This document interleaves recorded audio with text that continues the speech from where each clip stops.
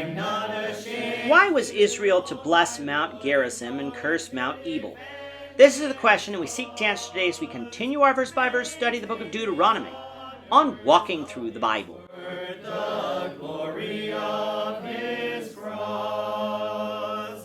If you have a Bible with you, turn to Deuteronomy chapter 11. We're going to be reading from verses 22 to 32.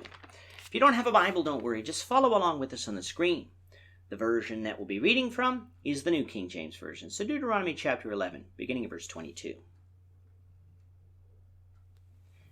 For if you carefully keep all these commandments which I command you to do, to love the Lord your God, to walk in all his ways, and to hold fast to him, then the Lord will drive out all these nations from before you, and you will dispossess greater and mightier nations than yourselves. Every place on which the sole of your foot treads shall be yours, from the wilderness and Lebanon from the river Euphrates, even to the western sea shall be your territory. No man shall be able to stand against you. The Lord your God will put the dread of you and the fear of you upon all the land where you tread, just as he said to you. Behold, I set before you today a blessing and a curse. The blessing, if you obey the commandments of the Lord your God, which I command you today, and the curse, if you do not obey the commandments of the Lord your God, but turn aside from the way which I command you today, to go after other gods which you have not known. Now it shall be, when the Lord your God has brought you into the land which you go to possess, that you shall put a blessing on Mount Gerizim, and the curse on Mount Ebal. Are they not on the other side of the Jordan, towards the setting of the sun, in the land of the Canaanites, who dwell on the plain opposite Gilgal, beside the terebinth tree of Moreh? For you will cross over the Jordan, and go in to possess the land which the Lord your God is giving you, and you will possess it and dwell in it, and you shall be careful to observe all the statutes and judgments which I set before you today. Israel is in the plains of Moab. In the first 4 chapters, Moses gave this second generation of Israelites a short history from Sinai till then. From chapters 5 through where we are now, Moses first set out the more famous part of the Old Covenant, the 10 Commandments, and then has spent an extensive amount of time telling Israel the reasons why they should keep it and teach their children to. During his arguments, Moses has referred to several things, such as God being the only God of this universe, and therefore the only God to serve. He has referred Israel to all the signs that God did for them as proof that God loves them, meaning they should want to keep God's law. In tying this point together, Moses also showed Israel that God keeps his promises, and he is gracious to his followers, another reason to obey. And then, of course, in this chapter, he has been going through some physical benefits that will come to them if they obey. In the last lesson, we discussed how the land would receive rain at the appointed times, meaning there wouldn't be periods of flood and drought, but they would have an abundance of water to meet their needs. And then in verses 23 to 25, Moses tells them that whatever land they tread on, God would give them, and their enemies would not be able to withstand them. Of course, this promise did have its limits based on the geography of the land promised to Israel by God, but if Israel followed God, they would receive the territory that God had promised, and they wouldn't have to work hard at all to get it.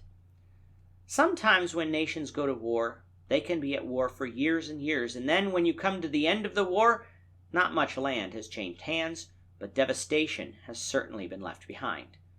If Israel served God, such would not be the case here. Yes, we've already read how God wasn't going to snap his fingers and the land of Canaan would be Israel's. They would have to fight for it. But God would be with them, and the conquest thus not too difficult. If Israel didn't follow God, we know from our past studies in Deuteronomy that God would punish Israel. And when we get to the book of Judges, we'll see that that punishment actually came into action. But Israel couldn't say that they weren't warned, for Moses is in telling Israel all these things was setting before them a blessing and a curse.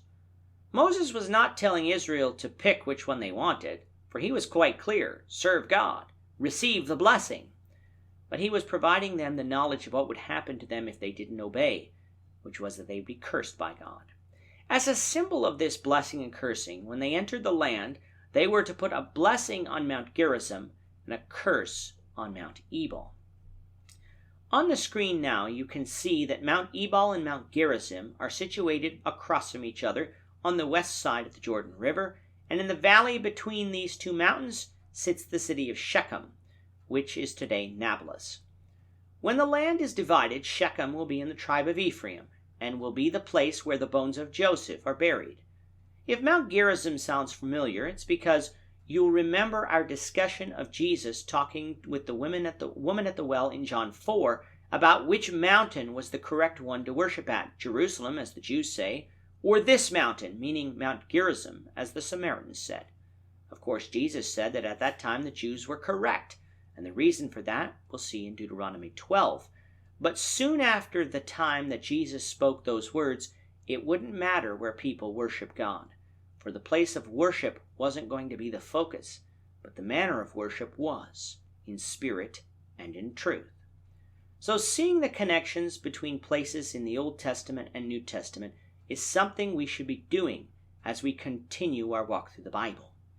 As for the mountains themselves, there was not anything truly significant about them, nor why one was chosen for blessing and another for cursing. By using two separate mountains, though, it would make it clear to Israel that just as these two mountains are different, so are God's blessings and cursings. And after hearing about God's blessings, they should desire those and want to refrain from the cursings that they had already heard about.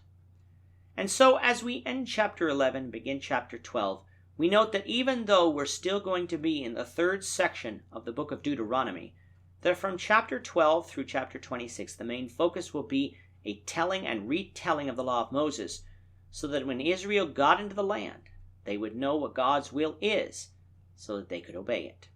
With that, our time is up for today. We will be taking our 2-week autumn break, and will return, the Lord willing, on Monday, November 1st, 2021.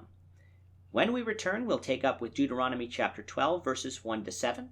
We hope that you'll come back and join us for that discussion, when we will continue our walk through the Bible, one verse at a time.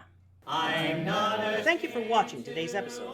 We hope that you found it edifying and ask that you not only subscribe to our channel and podcast, but that you like and share this episode among your friends, so that the saving gospel of Jesus Christ can go out to the whole world.